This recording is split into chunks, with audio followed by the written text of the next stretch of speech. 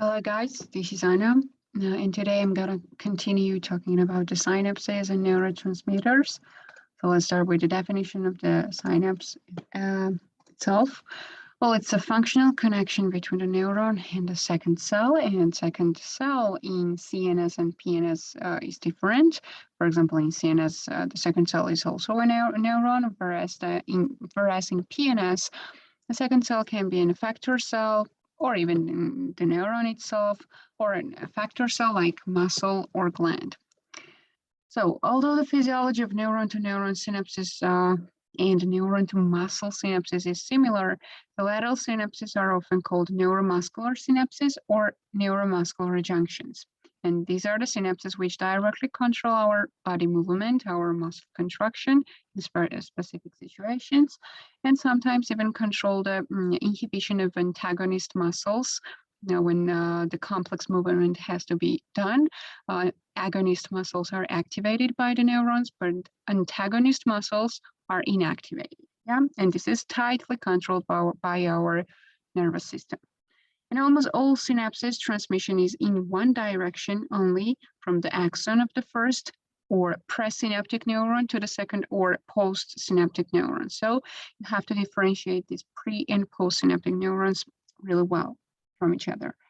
Presynaptic nerve endings release chemicals called neurotransmitters, and we're going to discuss some types of neurotransmitters together today. The neurotransmitters would then change the membrane potential of the postsynaptic cells, and thereby producing action potential if the threshold of depolarization were achieved. And you probably remember that action potential is not initiated until the threshold is reached. So this threshold is still necessary for turning on action potential in this specific situation. Yeah. So here we have the axon terminal. This is the axon terminal, and this is the synapse or synapse between the axon and some postsynaptic cell, maybe a neuron, another neuron, or muscle, or gland, or something like that.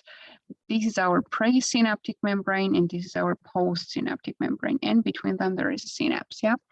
Well, when the action potential starts and it reaches the axon terminal, this is a signal for voltage-gated calcium channels to open.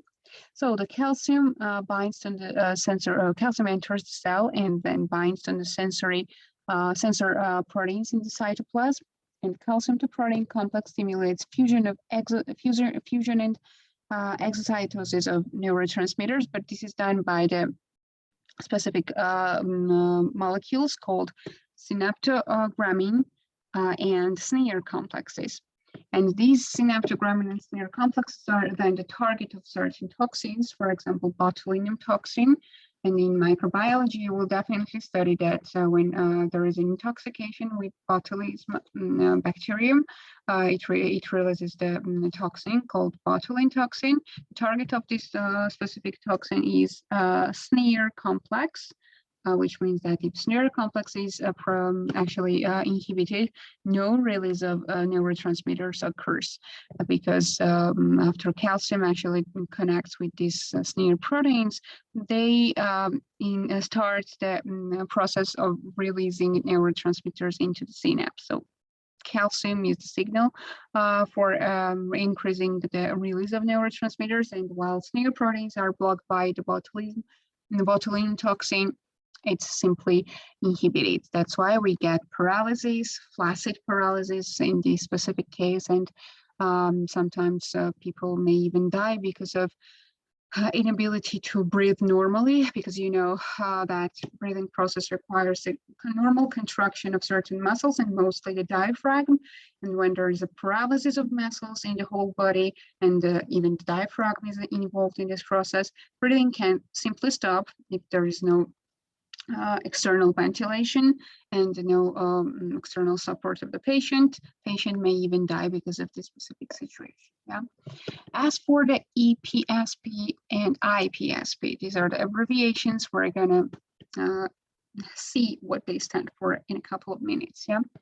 The neurotransmitters, when they release, they bind to specific receptor proteins that are part of the postsynaptic membrane. So you remember, this is our target, our postsynaptic membrane, yeah? Well, the receptor proteins have high specificity for neurotransmitters, which is the ligand of the receptor protein, yeah? These are the ligands which activate the receptor specifically on postsynaptic membrane. The opening of specific chemically regulated channels, particularly those that allow sodium or calcium to enter the cell, produce a graded depolarization, which is quite different from action potential. And action potential was not graded. It had an all or none rule, as you remember.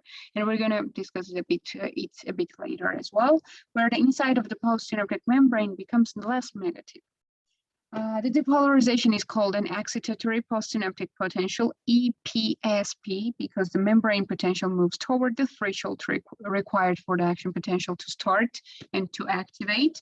But in other cases, when chloride, for example, which is negatively charged, enters the cell through specific channels, a graded hyperpolarization occurs, which means that the inside of the postsynaptic membrane becomes more negative because the chlor ions are negatively charged, as I've mentioned, and these hyperpolarization is called an inhibitory postsynaptic potential, because you remember probably that in depolarization, the membrane potential reached the positive charge, whereas in hyperpolarization, it reached the negative charge. So in first case, when we had EPSP, or in other words, excitatory postsynaptic potential, the membrane was able to reach the positive charge by a sodium and calcium ion entering the cell. But in case of inhibitory postsynaptic potential, chloride, which is negatively charged, gives us hyperpolarization, and this is actually an inhibitory process. So the action potential is not able to start in a specific situation. So this is schematically shown. This is a picture which shows and summarizes what I've just mentioned. The action potential is conducted by the axon, calcium channels open, neurotransmitters are released. And then this releases chemically regulated or ligand-gated channels. Inward diffusion of sodium starts, and this causes the depolarization, or in other words, excitatory postsynaptic potential. Localized decremental conduction happens after the EPSP starts. This then opens the voltage-gated sodium and potassium channels, and finally the conduction of action potential happens, yeah? But the difference is that the EPSP started on dendrites and cell bodies, but the action potential itself starts on the axon. So now let's start talking about a couple of neurotransmitters. For example, so let's start with the acetylcholine. Well, acetylcholine may be either excitatory or inhibitory, depending on the organ involved. The stimulatory effect of acetylcholine on skeletal muscle cells is produced by the binding of acetylcholine to nicotinic receptors. And acetylcholine also binds to muscarinic receptors in different organs and organ systems. But these receptors are so named because the nicotine can activate the nicotinic receptors, and the muscarine, a certain poisonous a drug that is derived from certain poisonous mushroom, can activate the muscarinic receptors. But do not imagine that we have nicotine or muscarine in our body. No. They were just called in this way because experimentally these substances, nicotine and muscarine, activated the receptors respectively, and that's why they were called in this way, yeah, in order to be easily differentiated from each other. Now, let's say that we have different types of acetylcholine receptors in different types of our body. For example, let's talk about the nicotinic receptors. They are ligand-gated channels allowing efflux of potassium and influx of sodium and in some cases calcium. There are two types, NN and NM. NN is found in autonomic ganglia and adrenal medulla, and NM is found in neuromuscular junction of skeletal muscle. Well, the muscarinic acetylcholine receptors are G protein coupled receptors, and we're going to discuss these G protein coupled receptors and generally other types of receptors during our next lecture. They are usually acting through the second messenger systems, and we're going to discuss them as well. And there are 5 subtypes like AM1 from AM1 up to AM5 found in heart, smooth muscle, brain, exocrine glands, and so on. And they are also found on sweet glands, which are regulated by sympathetic nervous system. But this is the case when sympathetic nervous system uses cholinergic neurotransmitters. So when you study the ANS, autonomic nervous system, in more detailed manner, you're going to become more familiar with these specific details. So for now, just remember that the sweet glands are generally regulated by the sympathetic nervous system, and acetylcholine is the neurotransmitter of parasympathetic nervous system. But this is the case when sympathetic nervous system uses the cholinergic neurons. And this is the picture showing what I've just mentioned. These are the autonomic ganglia where NN receptors are found. This is the adrenal medulla where NN receptor is also found. As for the muscarinic receptors, which are indicated with M, they are found in the certain organs like smooth muscles and glands in most of the organs, and exocrine sweet glands. And as for the NM receptors, they are found in the skeletal muscle, and they create what's called neuromuscular junction. And they are part of the somatic nervous system, not the autonomic nervous system. And when I say that they are part of the somatic nervous system, I mean that they are controlled directly by us. Whereas the parasympathetic and sympathetic nervous system create the autonomic nervous system, which the word itself tells us that is not controlled by our consciousness. They work independently, and they are controlled by parasympathetic and sympathetic nervous system. So now let's see and highlight the differences between the excitatory postsynaptic potential and action potential. Well, they are not the same, actually. Let me start from the very beginning. The nicotinic acetylcholine receptors can serve as an example of ligand-gated channels, as I mentioned in the previous slide, and they when they are opened, it means that the diffusion of sodium and potassium may happen. But turns out that there is an inward diffusion of sodium and outward diffusion of potassium. And between them, the inward diffusion of sodium actually predominates, which means that the membrane potential is pushed towards the positive charge, but the outward diffusion of potassium, which means that that potassium is also positively charged. And when I'm saying that it leaves the cell, or in other words, there is an outward diffusion of potassium, it means that it prevents the depolarization from overshooting 0 millivolts. Yeah, why? Because sodium is coming and entering the cell, and the positive charge starts to accumulate inside the cell, but at the very same moment, potassium is leaving the cell. So we don't get membrane polarity. We don't change membrane polarity as it happens in the action potential, because there is the exact same because the movement of sodium and potassium in the opposite directions happens at the exact same moment. In contrast with the action potential, where when we had the depolarization and sodium was entering the cell, after it it helped the membrane to reach the positive charge, then the sodium channels were closed, and only afterwards potassium channels were open so that they were able to leave the cell. But in EPSP, they are moving at the same time. That's why we do not actually start a real action potential.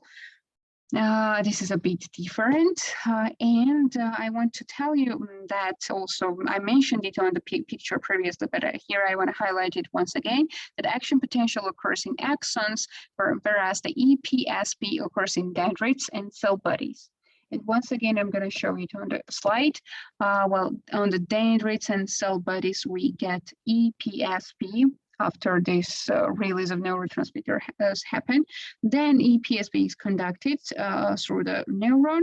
And finally, on the axon, we have the conduction of action potential itself, because the EPSP triggers the opening of voltage-gated sodium and then potassium channels, not the sodium and potassium movement at the same time, but first sodium channels, which lead to depolarization, then potassium channels, which lead to repolarization. That's how actually we get a real action potential instead of EPSP, where sodium and potassium move into in the opposite directions at the very same time. Yeah. EPSPs are therefore graded in magnitude, and unlike all or none action potentials, you remember, yeah, now during discussion of action potential, we mentioned that when the threshold is reached, then it doesn't really matter how strong the stimulus is, because every action potential has the exact same amplitude. But in case of EPSP, it actually depends on the stimulus, the strength of the stimulus. It can be high in amplitude or low in amplitude, so it doesn't depend on whether the threshold is reached or not. Even afterwards, the amplitude can be different. That's why we call it graded instead of all or none action potential. Yeah. That's why, since they are graded, they are really capable of summation. In summation, I mean that they may have some common effect. Several EPSP effects and changes can be just summed up. And afterwards, only afterwards, we get the activation of voltage-gated channels, sodium channels, and these channels are also already able to turn on our normal action potential. Yeah. So this is just a picture representing the exact same thing which I've just mentioned. Sodium, when EPSP starts, sodium goes into the cell at the end. At the very same time, potassium leaves the cell. Yes, sodium entering cell predominates, but potassium prevents actual depolarization. And this is another slide representing that the EPSPs happen and it's the dendrites. These are the dendrites and the cell body, whereas the actual action potential starts at the axon hillock and then travels down the axon. And EPSPs may have different amplitudes, and they may be summed up in order to turn on a real action potential at the axon hillock, which can be traveled down the axon afterwards. And this slide also summarizes certain differences between the action potential and the excitatory postsynaptic potential. Well, most of the details I've already mentioned, so I just recommend you to go back to this slide and take a look once again. And as for the clinical application, I want here to discuss a disease called myasthenia gravis, which is an autoimmune pathology, means that our own immune system triggers and kind of blocks the nicotinic acetylcholine receptors. And you remember we had nicotinic acetylcholine receptors at the at the neuromuscular junction, which was the part of the somatic nervous system, and which means that we directly control these movement of specific muscles. So when they are triggered by the nervous system, particularly in the motor end plates of the skeletal muscle cells, this produces muscle weakness. They are blocked, of course. This produces muscle weakness, especially in eyes, eyelids, and face. And there's a drug called neostigmine and other drugs as well, which block the enzyme that degrades acetylcholine. And I'm going to discuss this enzyme a bit later. And the synaptic cleft can help treat the symptoms. Why? Because, let me show it. Now, when the acetylcholine is released from the synapse, after it reaches the target receptor and does it work, it's degraded by the acetylcholine esterase and turns into the acetyl and choline, which are then, and the choline is then reuptaken and used in order to create neo-acetylcholine, and then circle continues, yeah? But if we have the degradation of the nicotinic receptors, just imagine that this is a neuromuscular junction here. If we have a degradation of nicotinic receptors, or in other words, a target of acetylcholine by the immune system in myasthenia gravis, then we have less effect mediated by acetylcholine, which had to activate these receptors, yeah? But if we somehow kind of block acetylcholine esterase by the help of neostigmine or any other drug, we will increase the amount of acetylcholine accumulated inside the synapse, right? So more acetylcholine may have effect on those nicotinic receptors which are still spared, we still are not attacked by the immune system. We have not so many receptors which are not attacked yet, but if we increase the amount of acetylcholine in the synapse, these acetylcholine may still have a little, but still some effect on those receptors, and may somehow improve the function of the muscles in different area of our body, yeah? Because as I've mentioned, we have really problems with muscle weakness in eyes, in eyelids, in face, and so on. So, okay, let's move on and move on to the ANS, which I've just mentioned. I want to highlight here that autonomic nervous system, like sympathetic and parasympathetic nervous system, use certain neurotransmitters, and these transmitters are mainly the acetylcholine and norepinephrine, and I'm going to discuss norepinephrine a bit later. And this specific slide is represented in two colors, as you see, pink and blue. And I just want to show you here that we have two types of neurons in autonomic nervous system, like preganglionic neurons and postganglionic neurons. And these are our ganglia in case of sympathetic nervous system, and the ganglia in case of parasympathetic nervous system are directly located near the target organ, which is then affected by the system itself. So we have the preganglionic and postganglionic neurons, and all the preganglionic neurons in the whole ANS use acetylcholine, and that's why they are called cholinergic neurons. And as for the postganglionic neurons, well, in case of sympathetic nervous system, we use noradrenaline or norepinephrine, and that's why they are called noradrenergic, and this is indicated by pink color here. And in case of parasympathetic postganglionic neurons, we use acetylcholine once again. And this is indicated by blue color once again. So in parasympathetic nervous system, the whole neuron, preganglionic, and this is the ganglia and the postganglionic, is cholinergic. Whole neuron is blue. In sympathetic, preganglionic neurons are blue, so they use acetylcholine, and postganglionic neurons are pink, which means they use noradrenaline, yeah? Okay, now once again, let me explain how acetylcholine actually is produced in synapse. Well, it's made from choline and acetyl-CoA. And it requires, of course, a certain enzyme when it's produced and it's released with the signal of calcium entering the cell. You remember, yeah, we mentioned that when action potential reaches the terminal axon terminal, calcium enters the cell, and this is a signal for certain neurotransmitters, including acetylcholine, to be released. And afterwards, acetylcholine esterase degrades it into choline and acetate, as I've just mentioned, and choline is reuptaken, and of course, the cycle begins once again when the new calcium enters the cell. Yeah. Okay, another clinical application is choline esterase inhibitors, as I've just mentioned. The neostigmine is an example of choline esterase inhibitor, but neostigmine is used in certain disease called myasthenia gravis. But sometimes these cholinesterase inhibitors can directly intoxicate the body.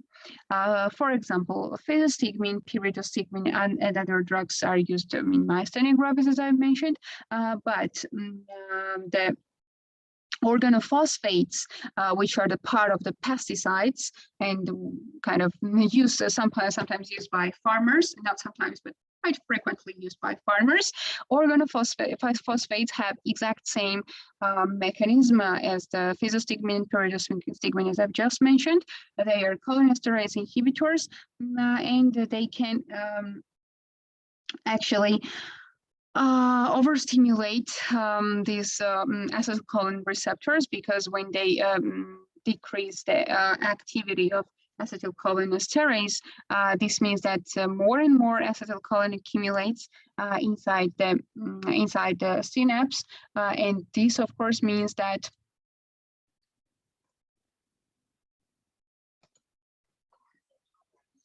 sorry, I had some connection problem.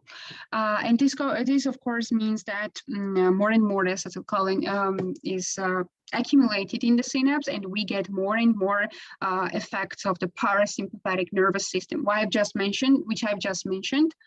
Once again, I'm having a problem, as I guess, because I cannot move from one slide to another. Just a second. Yeah. I think it will work now. Yeah, as I mentioned, parasympathetic nervous system mostly uses acetylcholine, and all the effects which are seen in the parasympathetic nervous system, like rest and digest, all the effects will be increased in case of organophosphate poisoning, just because of accumulation of more acetylcholine in the synapse. Okay. As for the monoamines, so monoamines are the regulatory molecules derived from amino acids. These are, for example, dopamine, norepinephrine, epinephrine. They are derived from amino acids like tyrosine and placed in the subfamily of monoamines called catecholamines. And let's see how they are actually produced. First, we have the tyrosine, which is turned into dopa. Dopa gives us dopamine. And finally, we get norepinephrine, which is then, of course, released by the vesicles. And dopamine is a neurotransmitter. For example, let's start with dopamine. Dopamine is a neurotransmitter. Norepinephrine is a neurotransmitter and hormone at the same time, and it's released from the adrenal medulla. And epinephrine is a primary hormone, which is secreted by the adrenal medulla only. You remember the adrenal medulla was shown here, and the adrenal medulla had NM receptors on it, so it can directly release epinephrine and norepinephrine into the blood, but norepinephrine can be released by the axon terminal into the synapse as well, but epinephrine is always directly released into the bloodstream. So serotonin is derived from the amino acids tryptophan and functions as an important neurotransmitter. We're going to discuss it a bit later. As for the histamine, it's derived from the amino acid histidine and serves as a monoamine neurotransmitter, as well as a regulator produced by the non-neuronal tissues. And by the way, histamine is sometimes released in immune response in inflammation by the mast cells, by the basophils, and histamine has a vasodilatory effect. It can dilate the vessels, it can increase the swelling, increase the edema, it can induce itchy urticaria, and so histamine plays a huge role in immune system and inflammation, actually. And by the way, histamine also promotes wakeful alertness. This is why some antihistamines cause drowsiness. Now I'm sure you guessed when and why antihistamines can be used. For example, when there is an allergic reaction and a lot of histamines are released, and induce inflammation and urticaria or swelling or itchy spots on our body.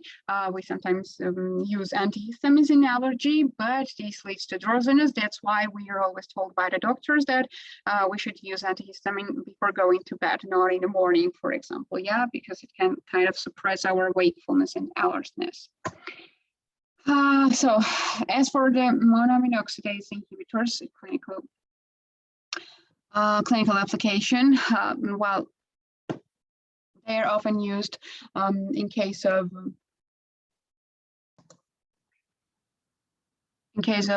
some psychological disorders like depression, like panic disorders, anxiety, and so on. Why the monoamine oxidase inhibitors? What are they? Turns out that the action of monoamine neurotransmitters at synapse is stopped by the reuptake of neurotransmitter. This is the first mechanism from the synaptic cleft. And also they can be degraded by what's called monoamine oxidase enzymes. And when we just simply block them with certain drugs, it means that we increase the amount of monoamines in the synaptic cleft. And sometimes this increased level of monoamines and neurotransmitters helps patients with panic disorders, anxiety, and so on. And sometimes even MAO inhibitors are used in Parkinson's disease, where we have the depletion of dopamine. And I'm going to show you where and how and why dopamine is depleted.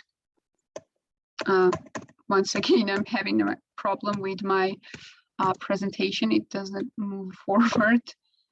Yeah, now it works. Yes, here we are. Now, so I mentioned the Parkinson's disease and dopamine depletion, yeah, and the MAO inhibitors, which can increase the level of dopamine in the synaptic cleft. So why do we need increased dopamine?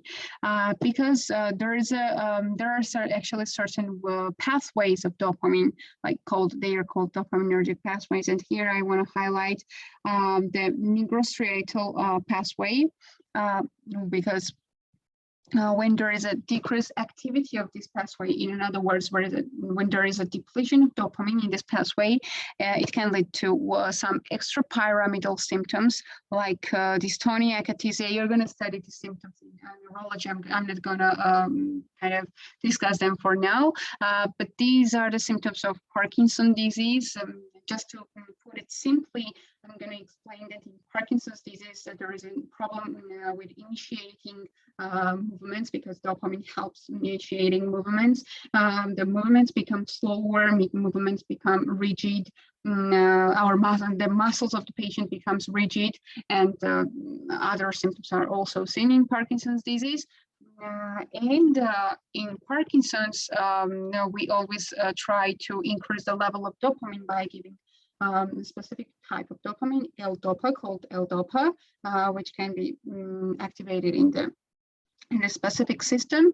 But when we give dopamine, even excess dopamine to a patient, it can sometimes induce some mood swings and changes in psychiatric part of the brain. Why? Because in a mesolimbic system, if there is a very high activity of dopamine, we get what's called positive symptoms of schizophrenia.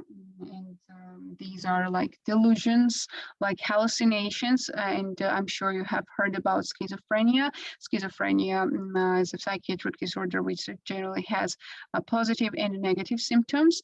And both symptoms are mediated by the excess amount of dopamine in mesolimbic and mesocortical parts of the brain, respectively. Positive symptoms are delusions and hallucinations, while the negative symptoms are anergia, apathy, and apathy means that the patient doesn't really want to do anything, is not interested in anything, and the lack of spontaneity. So that's why when we treat one disease with certain drug, we may somehow induce the symptoms of another disease, because these neurotransmitters play a role in not only one disorder, but things are more complicated here. They play a role in different disorders. In some disorders, develop just because dopamine, for example, is increased. Some disorders develop just because dopamine is really decreased. So while treating one disorder, you may artificially induce another. Yeah, and this slide actually summarizes some neurotransmitters, where they are produced, and I'm not going to discuss them right now. You can read them later and memorize them. And I'm just showing you, you don't have to memorize this whole picture table for now, but I'm just showing you how complicated everything is. For example, the acetylcholine is decreasing Alzheimer's disease, where the people have this is a common type of dementia, and the people have difficulty remembering things. And this mostly develops after 60 or 65 years. Yeah, though also their acetylcholine level is decreasing. Huntington's disease, where there are problems with movement, problems with thought process, patients become more aggressive and so on. But on the contrary, acetylcholine is increasing Parkinson's disease, which I just mentioned. But dopamine is greatly decreased in Parkinson's disease. And where exactly? In the substantia nigra. Why called nigra? Because nigra means black, and turns out that in substantia nigra, when dopamine normally is accumulated, and it has to be there, of course, it gives it a black appearance. And when substantia nigra is lacking dopamine, these gives us the symptoms of Parkinson's disease. But on the contrary, acetylcholine is increased. Yeah. As for the norepinephrine, by the way, and serotonin, turns out that they are both increased, sorry, not both increased, but they are both changed in anxiety and depression. The norepinephrine is increased in anxiety, and serotonin is decreased in anxiety, and both in depression as well. That's why sometimes in anxiety and depression, SSRIs or serotonin reuptake inhibitors are used in the same way as we use the MAO inhibitors in certain diseases. Serotonin reuptake inhibitors increase the level of serotonin in the synaptic cleft, so they can increase the activity of serotonin, so they are actually quite helpful in both anxiety and depression. And so on, like serotonin may also be decreased in Parkinson's disease, and so on and so on. I'm just showing you this picture in order you to understand how complicated these changes may be, and these are the specific targets for treating certain diseases, of course, but neither of these diseases can be normally and fully treated by the help of the specific medications, but the symptoms can be just improved by the help of like SSRIs, MAO inhibitors, L-DOPA in case of Parkinson's disease, and so on and so on. And I think I can continue for now. Well, I mentioned the norepinephrine, how norepinephrine is directly released into the synapse, but for the norepinephrine to be turned into epinephrine, and this happens in the adrenal medulla, not inside the neuron cells, but inside the adrenal medulla. This requires methylation, and this methylation process is increased by the release of stress hormones. And the stress hormone is corticosteroid, by the way. Corticosteroids are also released by the adrenal gland during stress. And since they are released during stress and increase the effect of, if not effect, but increase the production of epinephrine, you should understand that epinephrine can increase the blood pressure, can increase the construction of vessels, can affect on the heart and increase the contractility of the heart. So norepinephrine and epinephrine have kind of similar effects. I've mentioned that norepinephrine is the mediator which is used by the sympathetic nervous system, hugely used, but and you also remember that sympathetic nervous system's main function is flight or fight reaction, so increasing the blood pressure, increasing the heart contractility, and so on. And epinephrine has kind of similar effects, but is stronger since it's released directly into the blood. And once again, I'm repeating, it's mostly increased during stress, just due to release of corticosteroids directly from the adrenal medulla. Yeah. Okay. As for the glutamate and the GABA and glycine, Last but not least, I have to mention these two neurotransmitters as well. Well, the glutamate is activatory transmitter, whereas the glycine and GABA are both inhibitory neurotransmitters. Well, the glutamate has its certain types of receptors. And most important type is NMDA receptor, which is involved in memory storage and memory formation. And turns out that this receptor has a channel pore that is blocked by magnesium, the electrolyte, our well-known electrolyte, and the simple binding of glutamate to these receptors cannot directly open a channel. Instead, there must be some either some amount of depolarization, or there must be an activation of other like AMPA receptors by the glutamate directly. When the depolarization causes, magnesium is released from the NMDA channel pore. It's unblocked for now. So this allows the calcium and sodium to enter the cell and potassium to leave the cell through the NMDA channels in the dendrites and postsynaptic neurons. So as you see on the picture, here we have AMPA receptor, here we have the NMDA receptor, and for the NMDA receptor to be fully activated, we need either some amount of depolarization or activation of AMPA receptors. And after it's activated, sodium and calcium enter the cell, and this picture doesn't show us, but potassium can leave the cell sometimes, yeah? And it's activated by glutamate. As for the glycine and GABA, these are the two inhibitory neurotransmitters. They work, for example, the glycine is a neurotransmitter in the spinal cord, then brainstem and retina, whereas the GABA is more widespread in the CNS. And why they are so important, for example, I mentioned some complicated movements, muscle contractions and movements.